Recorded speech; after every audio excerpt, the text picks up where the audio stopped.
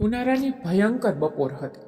ગામની બહાર આંબાના બગીચામાં બનેલા જૂના હવેલી જેવા મકાનમાં આ ઋષિની ટ્રેન્સ ગુંજી રહી હતી. નાના મામીજી, હું આ લગ્ન નહીં કરું. આ ઋષિની મામી કમલા દેવીએ લાલ સાડીનો પલ્લુ મોઢા પર રાખ્યો અને આંખો કાઢી. ચૂપ, એકદમ ચૂપ. તારી ઉંમર હજી 20 વર્ષની પણ નથી થઈ અને તું મોટી મોટી વાતો કરી રહી છે. તારો બાપ મરી ચૂક્યો છે, માએ બીજા લગ્ન કરી લીધા છે, અમે તારી જવાબદારી લીધી છે, તો તારે અમારી વાત માનવી જ પડશે. કમલા દેવીનો મોટો દીકરો વિક્રમ 32 વર્ષનો હતો. તેને દરવાજા પર ઊભા રહીને ફક્ત એકવાર આરુષિ તરફ જોયું. તેની નજર એટલી ઠંડી હતી કે આરુષિનું શરીર ધ્રુજી ગયું, પરંતુ વિક્રમે કંઈ કહ્યું નહીં. બસ એક નજર જોઈને ચાલ્યો ગયો. આરુષિ અનાથ હતી. તેના મામા મામીએ તેને ઉછેરી હતી, પણ હવે તેઓ પણ તેને બોજ સમજવા લાગ્યા હતા. કમલા દેવી ગામની જમીનદાર હતી. તેમને 2 દીકરા હતા, મોટો વિક્રમ, નાનો વિવાન. વિવાનના લગ્ન થઈ ચૂક્યા હતા, પણ વિક્રમ હજી સુધી કુંવારો હતો.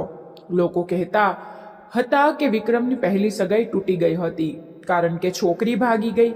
ત્યારથી તે પથ્થર હૃદયનો થઈ ગયો હતો. કમલા દેવીએ નક્કી કરી લીધું હતું કે આ વખતે તે પોતે છોકરી શોધશે, એવી જે સામે જવાબ ન આપે, ઘરની સેવા કરે, દીકરાને સંભાળે અને ક્યારેય સવાલ ન કરે, એવી છોકરી તેમને આરુષિમાં દેખાય. ભોળી, સુંદર, નાની ઉંમરની અને બિલકુલ લાચાર. લગ્નની તારીખ નક્કી થઈ ગઈ. અષાઢ મહિનો, દેવપોઢી એકાદશી. પછી આરુષિ રડતી રહી, પણ તેનું કોઈ સાંભળનારું નહોતું.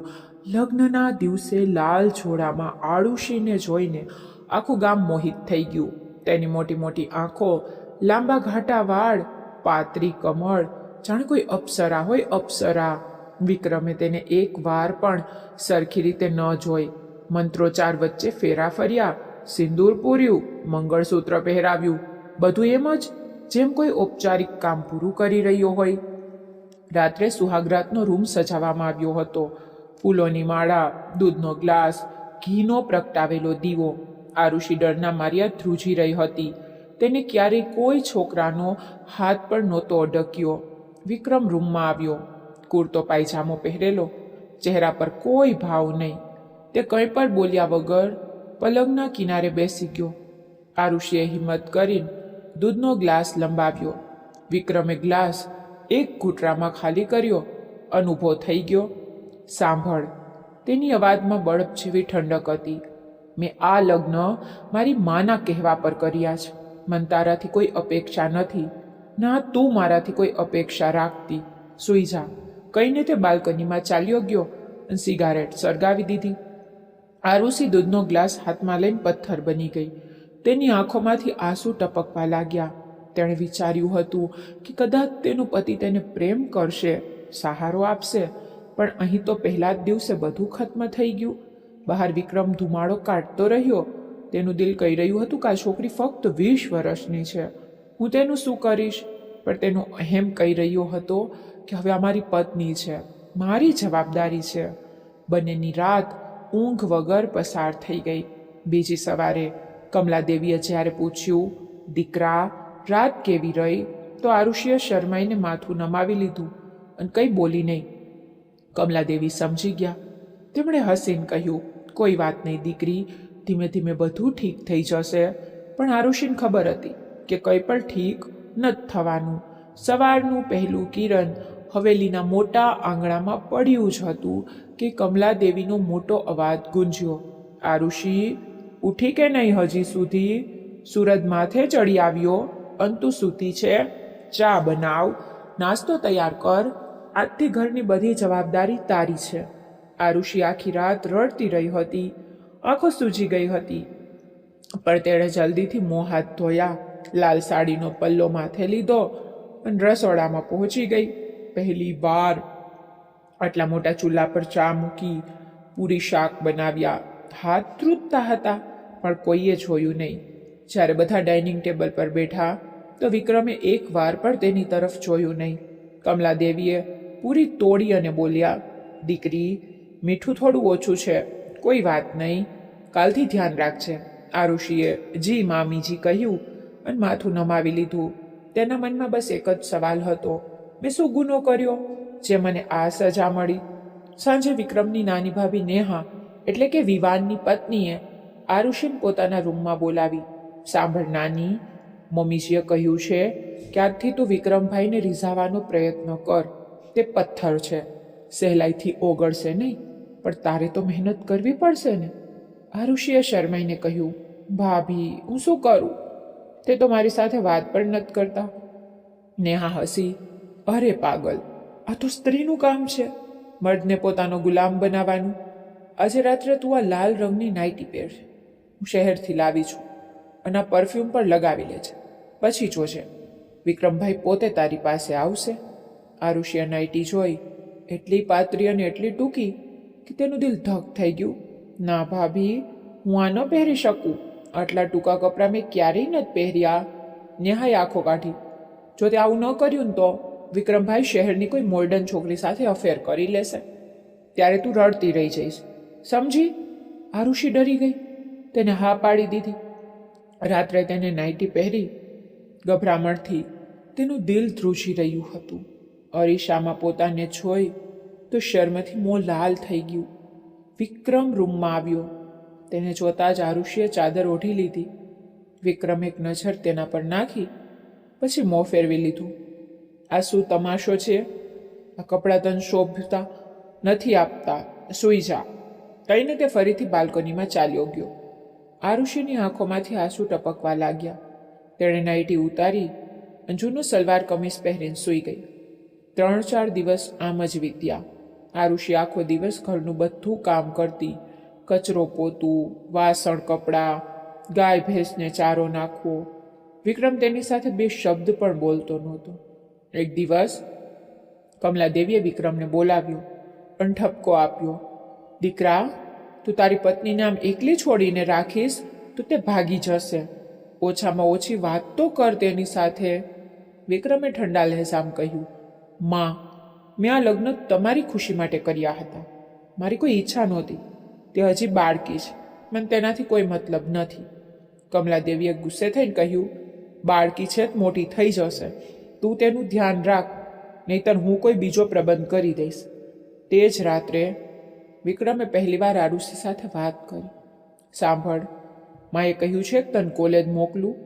મેં શહેરની સારી કોલેજમાં તારું એડમિશન કરાવી દીધું છે. કાલથી તું કોલેજ જયા કર. આરુષિ હેરાન રહી ગઈ, પણ હું તો 10મા પદ ભણવાનું છોડી ચૂકી છું. કોઈ વાત નહીં, સ્પેશિયલ ક્લાસ રખાવ્યા છે, તું ભણીશ તો સમજદાર બનીશ. વિક્રમે આટલું કહ્યું અને ફરી ચૂપ થઈ ગયો. બીજા દિવસથી આરુષિ કોલેજ જવા લાગી. ત્યાં તેને નવી દુનિયા દેખાઈ. છોકરીઓ જીન્સ ટોપમાં, છોકરાઓ સાથે હસતી બોલતી. તેની બેનપણી પ્રિયાએ પૂછ્યું, તારા લગ્ન થઈ ગયા છે આટલી નાની ઉંમરમાં? આરુષિએ શરમાઈને હા પાડી. રિયા હસી, અરે વાહ, તો સુહાગરાત કેવી રહી? આરુષિનો ચહેરો લાલ થઈ ગયો. તેણે કંઈ ન જણાવ્યું.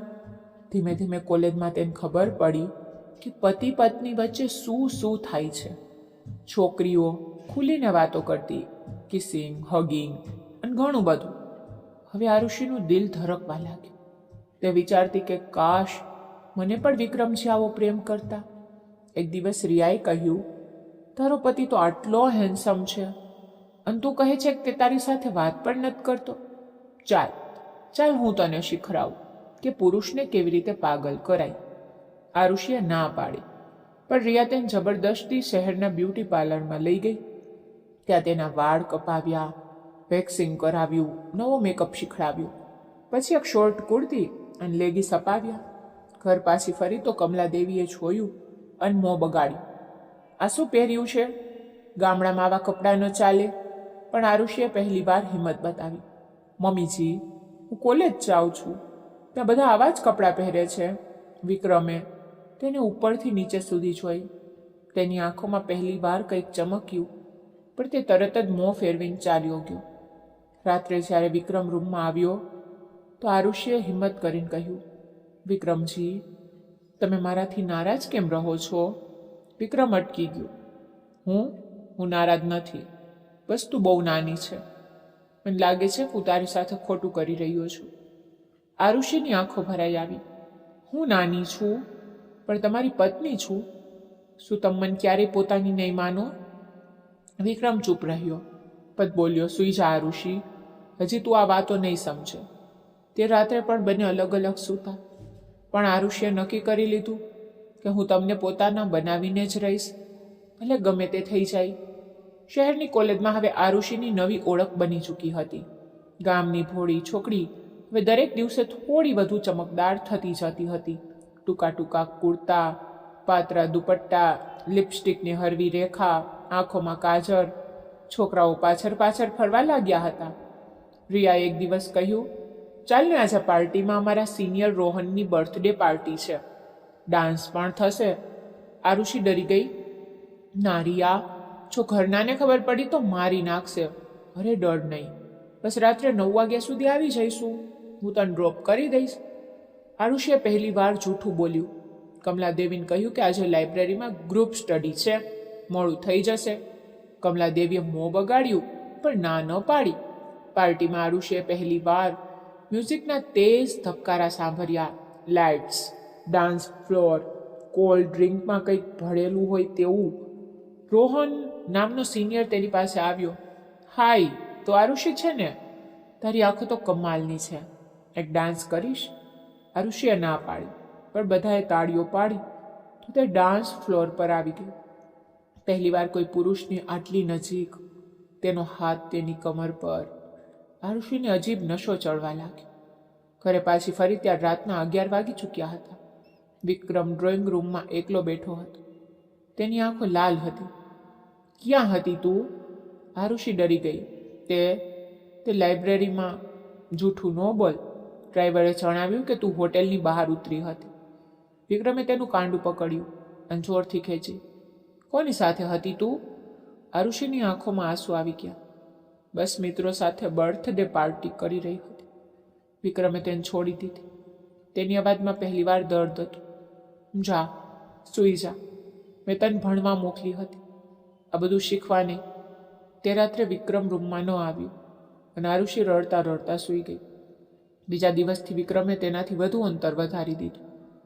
હવે તો નાસ્તામાં પણ એકબીજાને જોતા પણ નહોતા. પછી એક દિવસ હવેલીમાં મહેમાન આવી ગયા. પ્રિયા શર્મા, વિક્રમની જૂની બિઝનેસ પાર્ટનર, શહેરની મોટી ઓફિસર. સિલ્કની સાડી, મોટા મોટા વાળ, લાલ લિપસ્ટિક. તેણે આવતાની સાથે જ વિક્રમને ગળે લગાવ્યું. વિક્રમ, કેટલા દિવસ થઈ ગયા, આજે આખો દિવસ તારી સાથે છું. કમલાદેવીએ હસીને કહ્યું, દીકરી, તું અમારા ઘરની મહેમાન છે. આરુષિ, આમના માટે સારો રૂમ તૈયાર કરાવી દે. આરુષિએ પ્રિયાને જોઈ. તે એટલી સુંદર હતી કે તેનું દિલ ડૂબવા લાગ્યું. જમવાના ટેબલ પર પ્રિયા વિક્રમની બાજુમાં બેઠી હસતી બોલતી. આરુષિએ જ્યારે બધાને ખાવાનું પીરસ્યું તો પ્રિયાએ કહ્યું, આરુષિ, તું તો હજી બાળકી જેવી છે. વિક્રમે જણાવ્યું હતું તું ફક્ત 20 વર્ષની છે. અરે વાહ, વિક્રમે તો લોટરી લગાવી દીધી.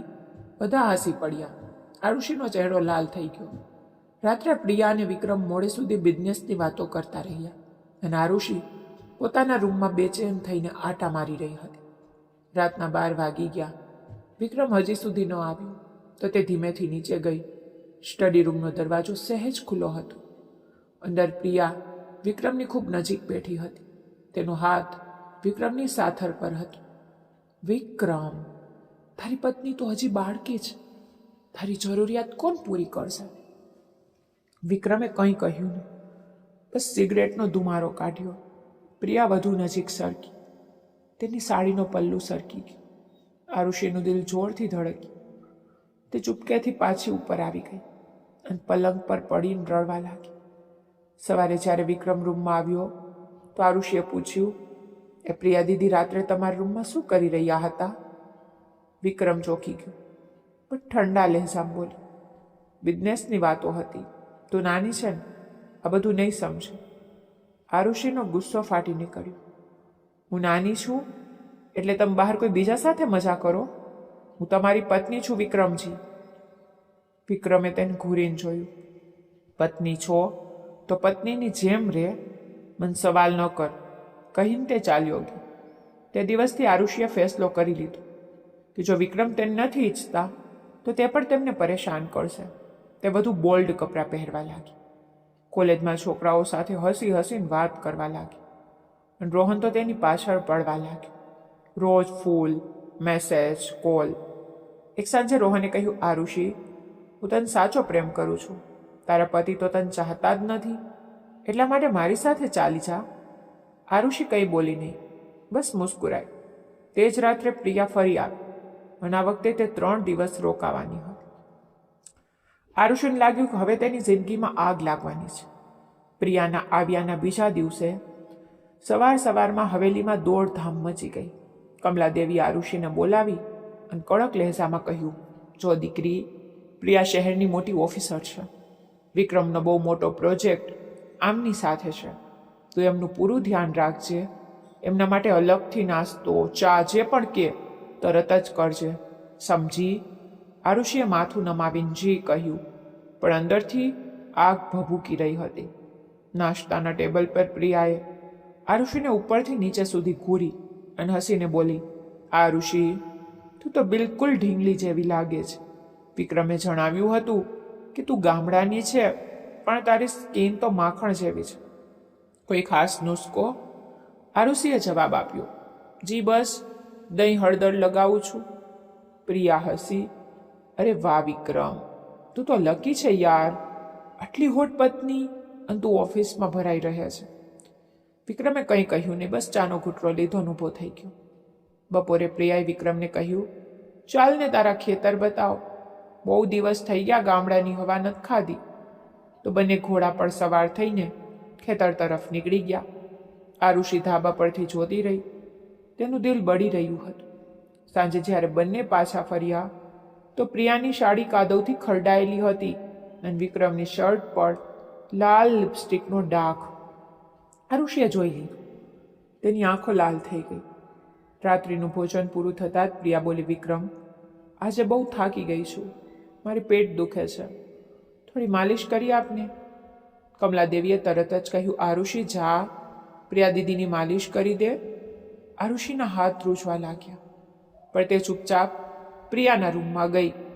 પ્રિયાએ બ્લાઉઝ ઉતારી દીધું અને ફક્ત માં સૂઈ ગઈ. આવી જા ઢીંગલી, જોરથી દબાવી દે છે. આરુષીએ જેમ તેમ માલિશ કરી તો પ્રિયા ભરી રહી હતી. વિક્રમની આંગળીઓ તો જાદુ કરે છે. તેને ક્યારેય તારી માલિશ કરી છે? આરુષી ચૂપ રહી. તેની આંખોમાં આંસુ હતા. રાત્રે 11 વાગ્યે વિક્રમ રૂમમાં આવ્યો. આરુષી પલંગ પર પીઠ ફેરવીને સૂતી હતી. વિક્રમે કહ્યું, પ્રિયાને ઊંઘ નહોતી આવતી, હું વાતું કરી રહ્યો હતો. આરુષીએ ફરીને જોયું. તેની આંખો સૂજી ગઈ હતી. તમારે જે કરવું હોય તે કરો, મને કોઈ ફરક નથી પડતો. વિક્રમ પહેલી વાર ગુસ્સે થયો. શું મતલબ? હું તારો પતિ છું, તને ફેર પડવો જોઈએ. આરુષી હસી પડી.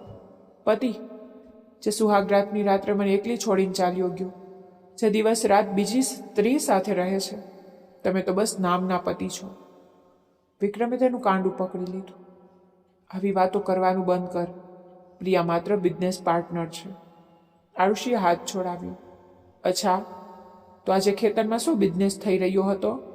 તમારી શર્ટ પર લિપસ્ટિકનો ડાઘ પણ બિઝનેસનો હતો? વિક્રમના મોંમાંથી બોલ ન નીકળ્યો. તે ચૂપચાપ બહાર ચાલ્યો ગયો. બીજી સવારે પ્રિયાએ બધાની સામે આરુષીને ટોણો માર્યો. આરુષી, તું તો હજી બાળકી છે. વિક્રમ જેવા મર્દને હેન્ડલ કરવો તારા બસની વાત નથી. તે મને કહેતો હતો કે તે તારાથી કંટાળી ગયો છે. કમલાદેવીએ સાંભળ્યું પણ ચૂપ રહ્યા. આરુષીની આંખોમાંથી આંસુ ટપકવા લાગ્યા. તે ભાગીને પોતાના રૂમમાં બંધ થઈ ગઈ. બપોરે રોહનનો મેસેજ આવ્યો.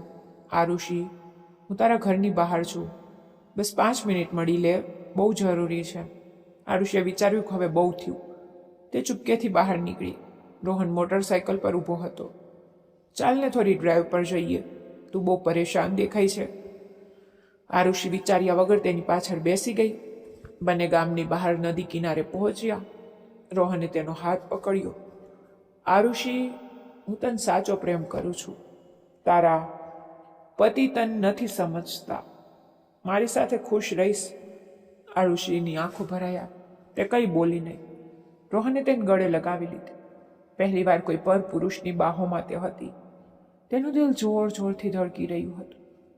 ત્યારે જ દૂરથી કોઈકે ફોટો પાડી લીધો. સાંજે જ્યારે આરુષિ ઘરે પાછી ફરી તો હવેલીમાં તોફાન મચ્યું હતું. વિક્રમના હાથમાં મોબાઈલ હતો. તેમાં રોહન અને આરુષિનો નદી કિનારાનો ફોટો હતો. કોઈ અજાણ્યા નંબરથી આવ્યો હતો. વિક્રમની આંખો લોહી જેવી લાલ હતી. આ શું છે? આરુષિ ડરી ગઈ. વિક્રમજી, તે સિર્ફ દોસ્ત છે. વિક્રમે મોબાઈલ પછાડ્યો. દોસ્ત? અને તું તેને ગળે વળગીને શું કરી રહી હતી? કમલાદેવી પણ આવી ગયા. ફોટો જોઈને તેમનો ચહેરો સફેદ પડી ગયો. આ શું કર્યું તે? અમારા ઘરની આબરૂ ધૂળમાં મેળવી દીધી. વિક્રમ આરુષિનો હાથ પકડીને ઉપર રૂમમાં લઈ ગયો અને દરવાજો બંધ કરી દીધો.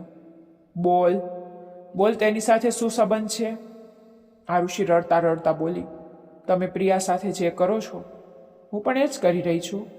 તમને તકલીફ થઈ ને? મને પણ થાય છે. વિક્રમે પહેલી વાર તેને જોરથી ઢંઢોરી. મેં પ્રિયા સાથે કંઈ નથી કર્યું, બસ વાતો કરી છે. પણ તે મને ધોકો આપ્યો. આરુષિની આંખોમાં આગ હતી. ધોકો? તમે તો પહેલા જ દિવસથી મને ધોકો આપ્યો છે. મેં તો બસ તમને ઈર્ષા અપાવી છે. વિક્રમનો ગુસ્સો વધુ બેકાબૂ થઈ ગયો. તે તેની એટલી નજીક આવ્યો કે બંનેના શ્વાસ એકબીજાને અડકવા લાગ્યા. તું મારી પત્ની છે, સિર્ફ મારી. કોઈ બીજાને તને અડકવાની પરવાનગી પણ હું નહીં આપું. આરુષિએ પડકાર ફેંક્યો. તો સાબિત કરો. વિક્રમે તેની દિવાલ સરસી ચાપી દીધી. તેની આંખોમાં હવે ગુસ્સો નહીં પણ કંઈક બીજું હતું. પહેલી વાર તેને આરુષિના હોઠોને પોતાના હોઠોથી સ્પર્શ કર્યો. આરુષિ ધ્રુજી ગઈ. તે રાત્રે રૂમમાં માત્ર શ્વાસોનો અવાજ હતો. બહાર પ્રિયા મુસ્કુરાઈ રહી હતી. તેણે જે ફોટો મોકલાવ્યો હતો અને તેનો પ્લાન કામ કરી ગયો. સવારનું પહેલું કિરણ રૂમમાં આવ્યું ત્યારે આરુષિની આંખો ખુલી. તેના હોઠ સૂજી ગયેલા હતા. ગળા પર લાલ નિશાન, વાર વિખરાયેલા. વિક્રમ તેની કમર પર હાથ રાખીને ગાઢ ઊંઘમાં હતો. આરુષિએ જ્યારે રાત યાદ કરી તો તેનો ચહેરો શર્મથી લાલ થઈ ગયો. પહેલી વાર વિક્રમે તેને પોતાની બનાવી હતી. ગુસ્સામાં, ઈર્ષામાં પણ પૂરો હક જમાવી. તેણે ધીમેથી વિક્રમનો હાથ હટાવ્યો અને ઉઠીને નહાવા ચાલી ગઈ. જ્યારે બંને નીચે આવ્યા તો કમલાદેવી એક નજરમાં બધું સમજી લીધું. તેમણે હસીને આરુષિના માથા પર હાથ ફેરવ્યો. હવે જઈને વાત બની લાગે છે. પ્રિયાએ પણ જોયું. તેની મુસ્કાન કડવી થઈ ગઈ. તેણે વિચાર્યું હતું કે ફોટોથી ઘરમાં ઝઘડો થશે, આરુષિ રડશે, વિક્રમ તેનાથી દૂર થઈ જશે. પણ તેનાથી ઉલટું થઈ ગયું. બંને વધુ નજીક આવી ગયા. નાસ્તા પછી વિક્રમ ઓફિસ ચાલ્યો ગયો તો પ્રિયાએ આરુષિને પોતાના રૂમમાં બોલાવી. સાંભળ ઢીંગલી, રાત્રે બહુ મજા લીધી ને તે? આરુષિનો ચહેરો લાલ થઈ ગયો. પ્રિયા હસી. શર્મા નહીં, વિક્રમ પલંગમાં બહુ સારો છે ને. હું પણ કેટલી વાર ટ્રાય કરી ચૂકી છું. આરુષિના કાનમાં જાણે વીજળીનો કડાકો થયો. શું મતલબ? પ્રિયાએ પોતાનો ફોન કાઢ્યો અને એક જૂનો વિડીયો બતાવ્યો. 3 વર્ષ જૂનો. વિક્રમ અને પ્રિયા એક હોટેલના રૂમમાં. પ્રિયા વિક્રમના ગળામાં હાથ નાખીને પડી હતી. બંને નશામાં હતા. આ જો તારો પતિ પહેલાંથી જ મારો દીવાનો છે. બસ તારા આવવાથી અટકી ગયો હતો. હવે હું પાછી આવી ગઈ છું ને. આરુષિના હાથ પગ ઠંડા થઈ ગયા. આ જૂઠ છે. પ્રિયા હસી પડી. જૂઠ? આજે રાત્રે જોઈ લેજે. વિક્રમને મારા રૂમમાં બોલાવીશ અને તું જોજે તે આવે છે કે નહીં. સાંજે વિક્રમ ઘરે પાછો ફર્યો તો પ્રિયાએ તેમને વાઇનનો ગ્લાસ આપ્યો. ચાલ વિક્રમ, જૂના દિવસો યાદ કરીએ. આજે માત્ર આપણે બંને. વિક્રમે ના પાડી. ના પ્રિયા, હવે હું પરણિત છું. પણ પ્રિયાએ જબરદસ્તી ગાલ તેમના હોઠે લગાડ્યો. આરુષિએ દૂરથી જોઈ રહી હતી. તેનું દિલ તૂટી રહ્યું હતું. રાત્રે 10 વાગ્યે પ્રિયાએ વિક્રમને મેસેજ કર્યો. મને બહુ જ માથું દુખે છે, પ્લીઝ આવને દવા આપી જા. વિક્રમ ગયો. આરુષિ ચૂપકેથી તેમની પાછળ ગઈ. પ્રિયાનો રૂમ અંધારો હતો. માત્ર એક મીણબત્તી સરકતી હતી. પ્રિયાએ ફક્ત સ્લીપિંગ ગાઉન પહેર્યું હતું. તેણે દરવાજો ખોલ્યો અને વિક્રમને અંદર ખેંચી લીધો. વિક્રમ, મને ડર લાગે છે. થોડી વાર સાથે બેસને. વિક્રમ બેસી ગયો. પ્રિયાએ તેમના ખંભા પર માથું મૂકી દીધું. યાદ છે ને ગોવાવાળી રાત? તે મને કેટલો પ્રેમ કર્યો હતો. વિક્રમે દૂર હટવાનો પ્રયત્ન કર્યો, પણ પ્રિયાએ તેમનો હાથ પકડી લીધો. એકવાર ફરી, બસ એકવાર, તેણે વિક્રમના હોઠ પર પોતાનો હોઠ મૂકી દીધો. વિક્રમે પહેલાં તો વિરોધ કર્યો, પણ પછી નશા અને જૂની યાદોમાં વહી ગયો. બહાર દરવાજા પાસે આરુષિ ઊભી ઊભી બધું જોઈ રહી હતી. તેની આંખોમાંથી આંસુઓનું પૂર આવી ગયું. તે ભાગીને પોતાના રૂમમાં ગઈ, દરવાજો બંધ કરી દીધો. રાત્રે 2 વાગ્યે વિક્રમ રૂમમાં આવ્યો. તેને જોતા જ આરુષિએ એક જોરદાર થપ્પડ મારી. બહાર જાઓ, તમે ઘૃણાસ્પદ માણસ છો. વિક્રમ ચોંકી ગયો. આરુષિ સાંભળતો ખરી? કંઈ નથી સાંભળવું મને. તમે પ્રિયા સાથે હતા ને? મેં બધું જોયું. તમે મને ફરી ધોકો આપ્યો. વિક્રમે સફાઈ આપવા ચાહી. તેને મારી સાથે જબરદસ્તી. બસ કરો તમારી જૂઠી સફાઈઓ. આરુષિએ પોતાનું મંગળસૂત્ર તોડીને ફેંકી દીધું. આ લગ્ન મારા માટે ખત્મ થઈ ગયા. હું જઈ રહી છું અહીંથી. વિક્રમે તેને રોકી. આરુષિ પ્લીઝ, મેં ભૂલ કરી. મારાથી આ બધું નશામ થયું. મને માફ કરી દે. આરુષિએ તેને ધક્કો માર્યો. હવે બહુ મોડું થઈ ગયું છે. તેણે પોતાનો નાનો બેગ ઉઠાવ્યો અને રાતના અંધારામાં હવેલીમાંથી નીકળી ગઈ. વિક્રમ પાછળ પાછળ દોડ્યો, પણ આરુષિ ઓટોમાં બેસીને ચાલી ગઈ. સવારે કમલાદેવીને જ્યારે ખબર પડી તો તેમનું રડી રડીને ખરાબ હાલ થઈ ગયો. પ્રિયા ચૂપકેથી પોતાનો બેગ લઈને નીકળવા લાગી તો વિક્રમે તેને ગેટ પર રોકી અને એક જોરદાર થપ્પડ મારી દીધી. તે મારી જિંદગી બરબાદ કરી દીધી પ્રિયા. આજ પછી મારી નજર સામે ન આવતી. પ્રિયા તો હસતી હસતી ચાલી ગઈ, કારણ કે તેનો મકસદ પૂરો થઈ ગયો હતો અને વિક્રમ પુતળું બનીને ઊભો રહ્યો. તેને પહેલી વાર અહેસાસ થયો કે તેણે જે ગુમાવ્યું છે તે તેની સૌથી અનમોલ વસ્તુ હતી. અને આરુષિ તે શહેરની બસમાં બેસીને રડી રહી હતી. તેની પાસે ના પૈસા હતા, ના ક્યાંય જવાની જગ્યા. બસ એક નંબર હતો, રોહનનો. બસ સ્ટોપ પર સવારના 5 વાગી રહ્યા હતા. આરુષિ પાસે માત્ર એક નાનો બેગ, સૂજેલો ચહેરો અને ખિસ્સામાં થોડા રૂપિયા હતા. તેણે એક વાર પણ પાછળ વળી ન જોયું. રોહનનો મેસેજ આવ્યો. આરુષિ, તું ક્યાં છે? હું હમણાં આવું છું. અડધા કલાકમાં રોહન પોતાની બાઇક પર પહોંચ્યો. આરુષિને જોતા જ તે દોડીને આવ્યો અને તેને ગળે લગાવી લીધી. શું થયું બેબી?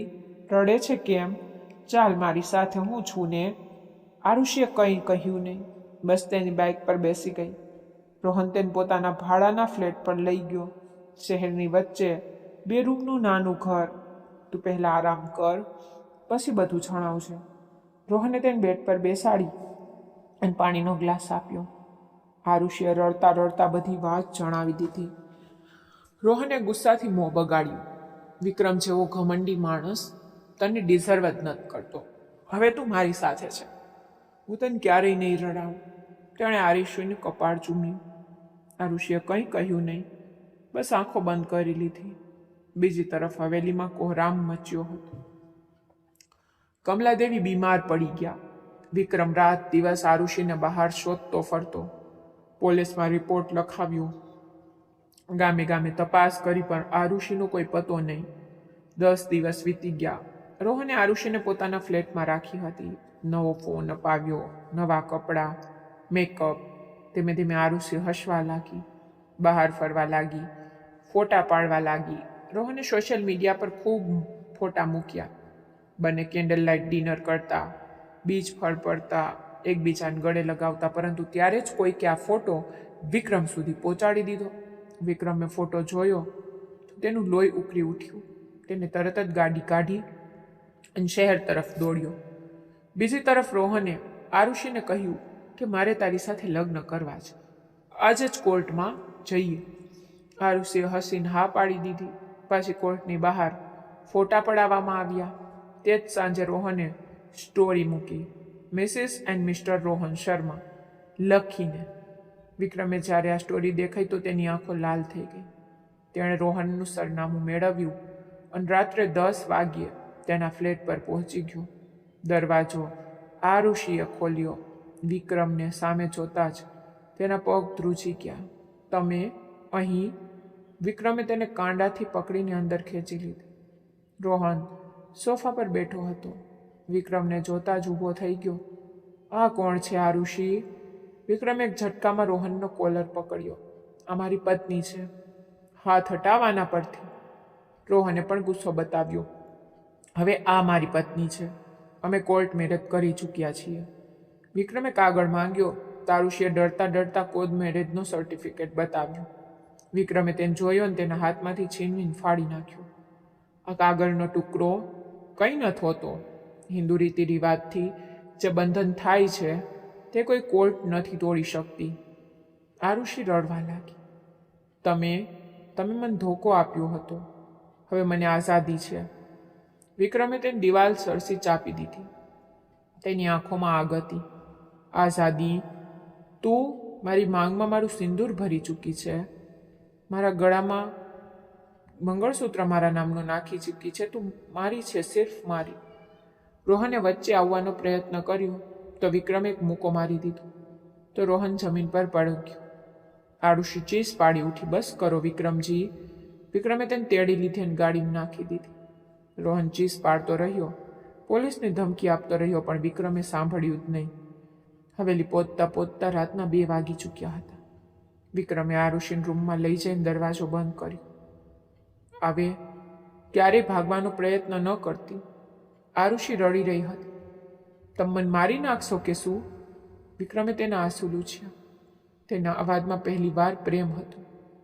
મારીશ નહીં, હવે જી ભરીને પ્રેમ કરીશ. તે મને અહેસાસ કરાવ્યો કે તું મારા વગર નથી રહી શકતી અને હું તારા વગર મરી જઈશ.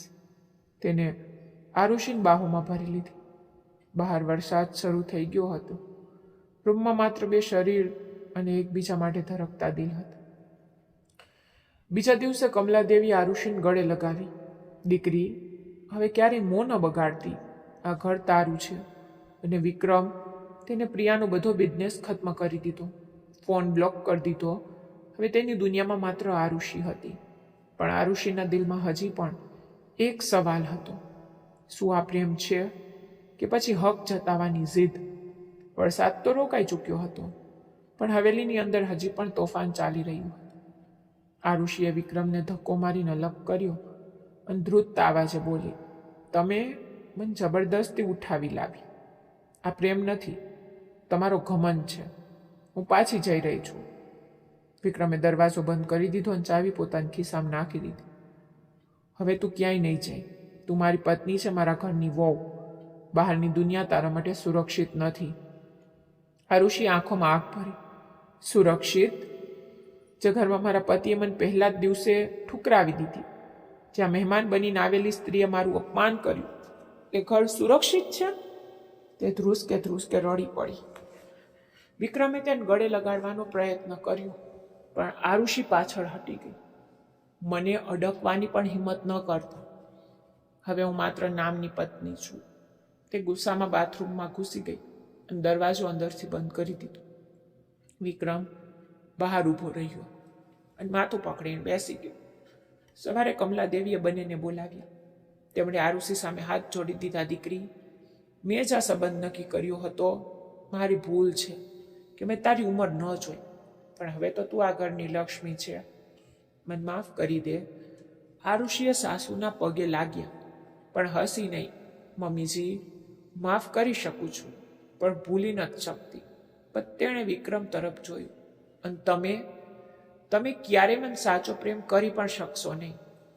હંમેશા એ જ ડર રહેશે કે હું ભાગી ન જાઉં. વિક્રમ ચૂપ રહ્યો. તે દિવસથી આરુષિએ ઘરમાં રહેવાનું તો સ્વીકાર્યું, પણ વિક્રમથી અંતર બનાવી લીધું. તે અલગ રૂમમાં સૂવા લાગી. નાસ્તા ખાવામાં આવતી, પણ વિક્રમ સાથે નજર ન મિલાવતી. કોલેજ જવાનું બંધ કરી દીધું. દિવસ રાત ઘરના કામમાં ડૂબી ગઈ.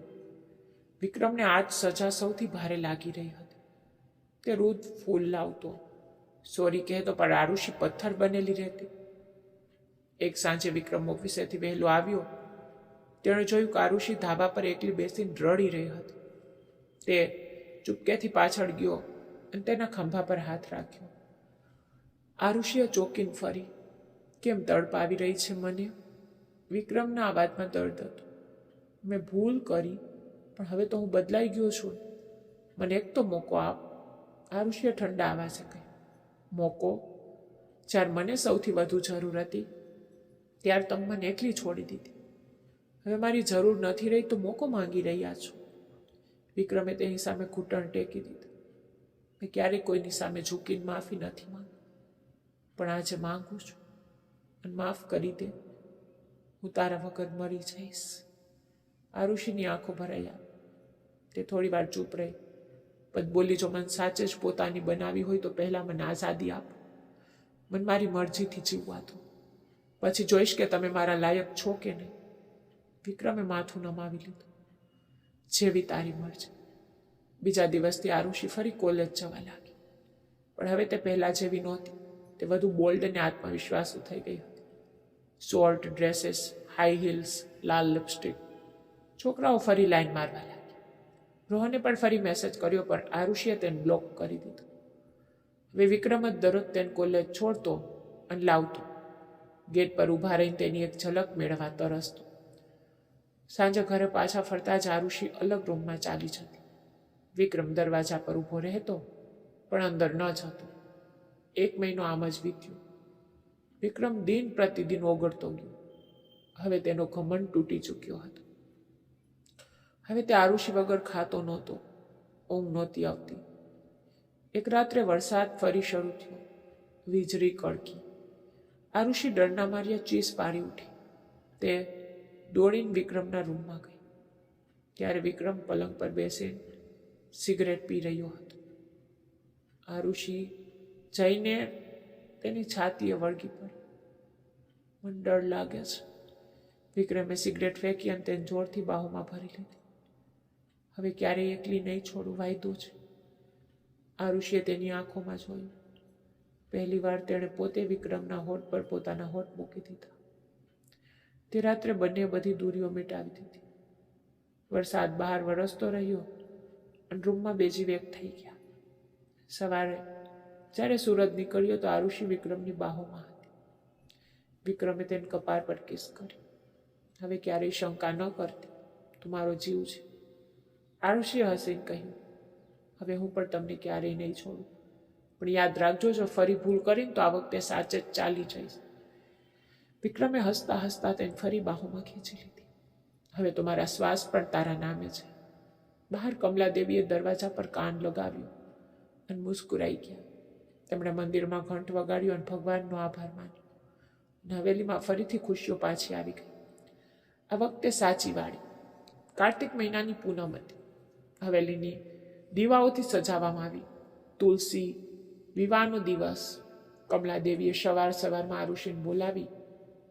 લાલ બનારસી સાડી, સોનાના દાગીના અને એક નવું મંગળસૂત્ર આપી દીધું. આજે તારું ફરીથી ગાઉના છે દીકરી, આ વખતે દિલથી. આરુષિએ શરમાતા સાડી પહેરી. આજે તે પોતાની દુલ્હનની જેમ તૈયાર કરી રહી હતી. કોઈ જબરદસ્તી નહોતી. કાજળની લેખા, લાલ બિંદી, સિંદૂરની જાડી રેખા. જ્યારે તે સીડીઓથી નીચે ઉતરી તો વિક્રમ શેરવાનીમાં ઊભો હતો. તેની આંખોમાં જોતી જ રહી ગઈ. પંડિતજી આવ્યા. નાનો એવો હવનકુંડ સજાવ્યો. કમલાદેવી, વિવાન, નેહાભાભી બધા ઘરના સભ્યો સાક્ષી બન્યા. વિક્રમે આરુષિનો હાથ પકડ્યો અને 7 ફેરા લીધા. દરેક ફેરામાં તેણે ધીમેથી કાનમાં કહ્યું, પહેલો ફેરો, હવે ક્યારેય શંકા નહીં કર. બીજો ફેરો, તારી દરેક ખુશી મારી જવાબદારી. ત્રીજો ફેરો, તારા સપનાઓને ઉડાન આપીશ. ચોથો ફેરો, તારી સાથે દરેક સુખ દુઃખમાં રહીશ. 5મો ફેરો, તારી હસી મારી પૂજા છે. 6થો ફેરો, તારા વગર એક પળ પણ નહીં જીવી શકું. 7મો ફેરો, આ જીવન અને 7 જન્મ તને સોંપું છું. ફેરા પૂરા થયા તો વિક્રમે પોતે પોતાના હાથથી આરુષિના માગમાં 9 ઘટ સિંદૂર પૂર્યું. પછી 9 મંગળસૂત્ર પહેર્યા. આરુષિના આંખો ભરાયા. તે પહેલી વાર પૂરા દિલથી વિક્રમને ગળે વળગી, એ પણ બધાની સામે. રાત્રે સુહાગરાતનો રૂમ ફરીથી સજ્યો, પણ આ વખતે ફૂલોની માળા સાથે આરુષિની પસંદગીના ગુલાબ હતા. દૂધનો ગ્લાસ નહીં, પણ ચોકલેટ મિલ્ક શેક હતો. વિક્રમે આરુષિને તેડી લીધી અને પલંગ પર બેસાડી. ડર લાગે છે? તેણે હસીને પૂછ્યું. આરુષિએ શરમાતા માથું ખોલાવ્યું. હવે નહીં. વિક્રમે ધીમેથી તેનો ઘૂમટો ઉઠાવ્યો. તે મને માણસ બનાવ્યો આ ઋષિએ. પહેલાં હું માત્ર જમીનદાર હતો, હવે તારો દીવાનો છું. તેણે આ ઋષિના હોઠ પર પોતાના હોઠ મૂક્યા. આ ઋષિએ પણ પહેલીવાર પૂરી બાહો તેના ગળામાં નાખી. આજે કોઈ ઉતાવળ નહોતી, કોઈ ગુસ્સો નહોતો. બસ બે શરીર, બે આત્માઓ એકબીજામાં પૂરી રીતે સમાઈ રહ્યા હતા. વિક્રમે તેના કાનમાં ગણગણાવ્યું, હવે બાળકી નહીં, મારી રાણી છો તું. આ ઋષિએ હસતા હસતા કહ્યું, અને તમે? હવે રાજા નહીં, મારા ગુલામ છો. બંને હસી પડ્યા. પછી આખી રાત રૂમમાં માત્ર શ્વાસોની સરગમ અને પ્રેમનો વરસાદ થયો. સવારે જ્યારે સૂરજ નીકળ્યો તો કમલાદેવીએ દરવાજો ખોલ્યો. આ ઋષિ વિક્રમની બાહોમાં સૂતી હતી. મંગળસૂત્ર તેના ગળા પર ચમકી રહ્યું હતું. સિંદૂર તેની માંગમાં લહેરાઈ રહ્યું હતું. કમલાદેવીએ આશીર્વાદ આપ્યા. ચૂપકેથી દરવાજો બંધ કરી દીધો. 9 મહિના પછી હવેલીમાં કિલકારી ગુંજી અને એક નાની એવી પરીએ જન્મ લીધો. આ ઋષિ ખોરામાં બાળકીને લઈને મુસ્કુરાઈ રહી હતી. વિક્રમ તેની બાજુમાં બેસીને તેનું કપાળ ચૂમી રહ્યું હતું. નામ શું રાખીએ? આ ઋષિએ પૂછ્યું. વિક્રમે બાળકીના કપાળ પર કિસ કર્યો અને બોલ્યો, આશા, કારણ કે તે જ મારી જિંદગીમાં આશા જગાવી છે. આ ઋષિએ તેની આંખોમાં જોયું અને મુસ્કુરાઈ. હવે કોઈ ફરિયાદ નહોતી, કોઈ શંકા નહોતી, બસ બેઇંતહા પ્રેમ હતો. અને હવેલીની દિવાલો ફરી ખુશીઓથી ગુંજી ઉઠી, આ વખતે હંમેશા હંમેશા માટે. તો મિત્રો, જો તમને આ ઋષિના વાર્તા પસંદ આવે તો વિડીયોને લાઈક અને ચેનલને સબસ્ક્રાઈબ જરૂર કરજો. મળીએ નવી વાર્તામાં. ત્યાં સુધી બાય બાય.